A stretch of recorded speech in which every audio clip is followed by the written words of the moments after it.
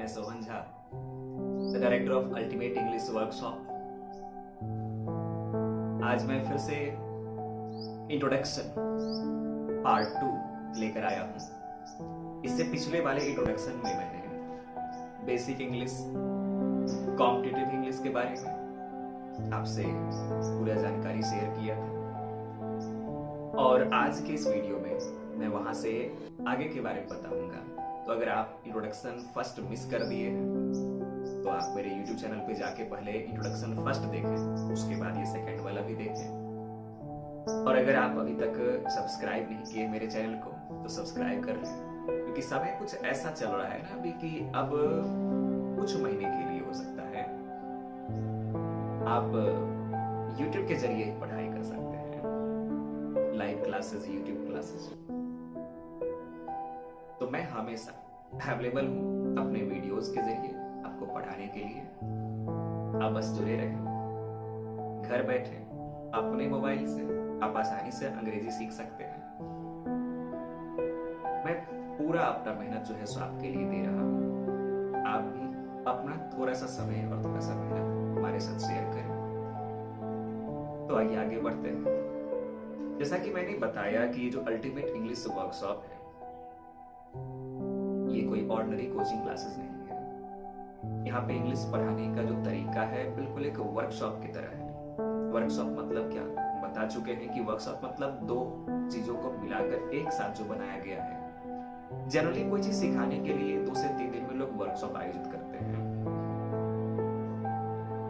मैंने बहुत बार अंग्रेजी खुद भी अपने जो है स्टूडेंट लाइफ में पढ़ी है, लेकिन कभी भी ढंग से इसे सीख नहीं पाया। फिर मैंने फील किया कि इंग्लिश एक भाषा है, हिंदी की तरह। आप हिंदी बोलते हैं, समझते भी हैं, हिंदी में आप बात भी करते हैं, लेकिन क्या आप हिंदी का कभी प्रॉपर ग्रामर का स्टडी किए? नहीं। इसी तरह से हम लोग अंग्रेजी बोल सकते हैं, समझ भी सकते हैं, बात भी कर सकते हैं किसी के साथ। इसके लिए बहुत ज्यादा ग्रामर के लोड की जरूरत नहीं है। जो भी आप पढ़ें प्रैक्टिकली पढ़ें, यूजफुल होना चाहिए। आप इस्तेमाल करें, आज पढ़े तो आज ही इस्तेमाल होना चाहिए।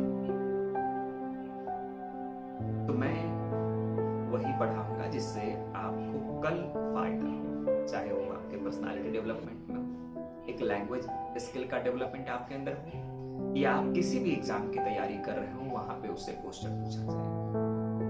तो कॉम्पिटिटिव इंग्लिश में आपको जो वर्ड्स याद करवाए जाते हैं, जैसा कि मैंने कल बताया था, लास्ट वीडियो मैंने बताया है कि एच.सी. हार्विक लगभग 15 साल से भी ज्यादा समय से ऑथेंटिक बुक है वोकैबुलरी के लिए।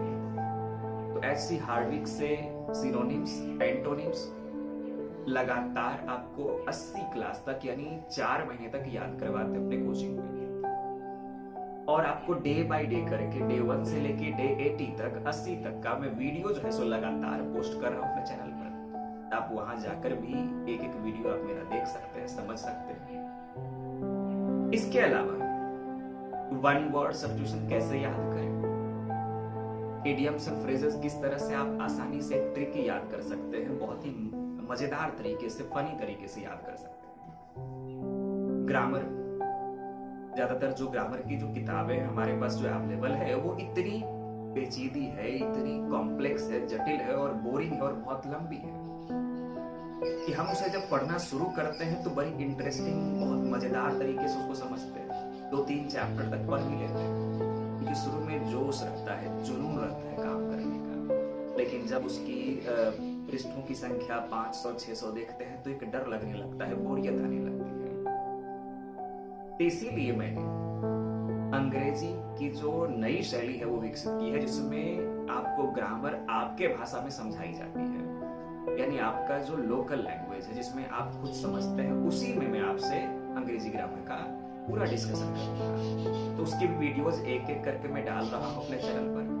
बहुत ही सिंपल, आसान भाषा में बनाई गई जो ग्रामर की वीडियोस है वो आप तक पहुंचने वाली है।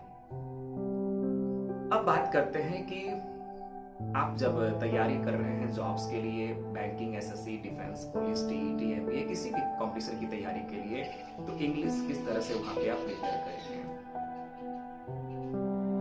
इंग्लिश के लिए अगर आप आज तक कुछ नहीं किए हैं, आप बिहार बोर्ड के हैं या किसी भी बोर्ड के हैं, लेकिन अंग्रेजी आज तक आप ढंग से नहीं पढ़े हैं, तो आपको बेसिक से शुरुआत करनी चाहिए।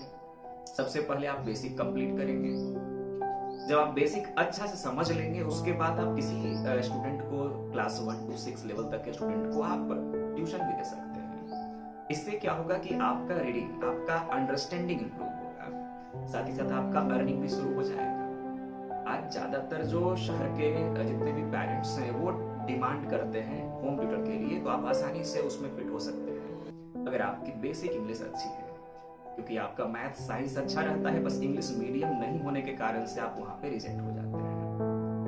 अब जब आपकी बेसिक अच्छी हो चुकी है, तो आप कॉम्पिटिटिव के लिए आसानी से आगे बढ़ सकते हैं, और आपको तब कॉम्पिटिटिव समझ में आएगी, तब आपको कॉम्पिटिटिव के रूल्स बाउंस नहीं करेंगे, आपको आसानी से पकड़ में आएगी कि ये किस तरह से समझाया जा रहा है।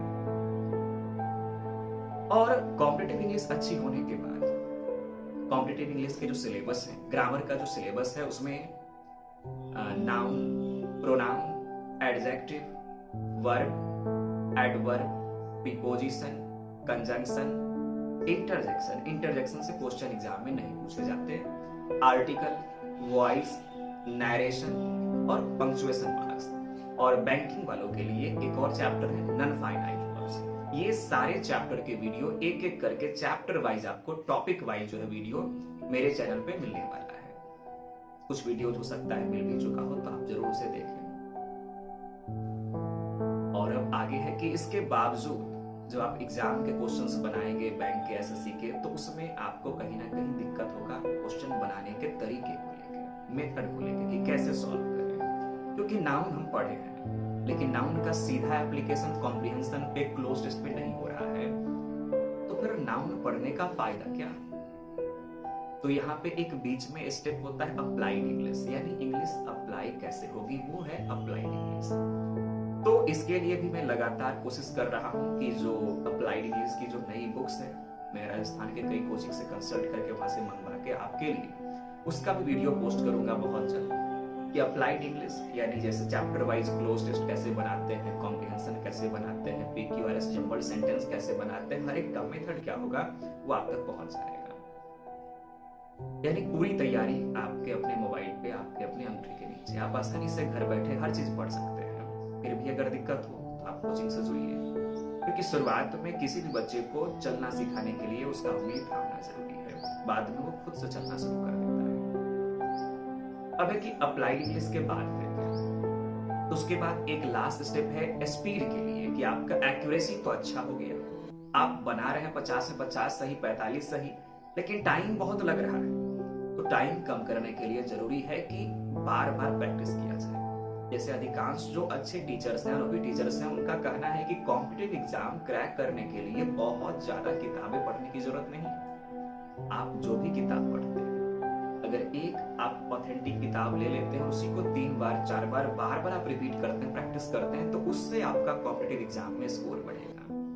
आप एग्जाम हॉल में कभी भी नए क्वेश्चन पे एक्सपेरिमेंट नहीं कर सकते, आप वहां पे वही क्वेश्चन बनाते हैं जो आप घर पे कई बार प्रैक्टिस कर चुके हैं, क्योंकि वहां पे एक बर्डन, एक प्रेशर, एक टेंशन है, एक टाइम मैनेजमेंट का वहां पे फियर है।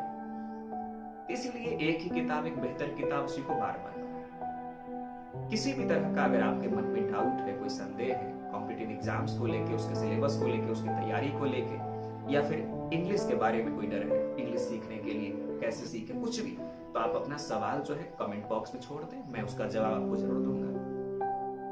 अब साथ ही साथ एक और नया चीज है स्पोकन इंग्लिश।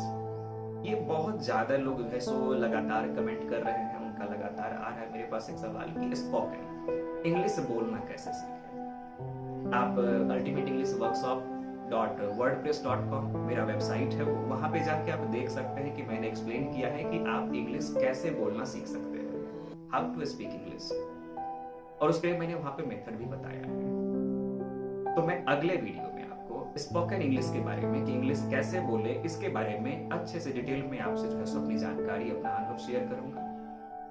तब तक के लिए आप मेरे चैनल से जुड़े रहिए, इसे शेयर करिए, अगर अच्छा लगे तो लाइक करिए, और चैनल को सब्सक्राइब जरूर करिए, जिससे हर वीडियो आपको आसानी से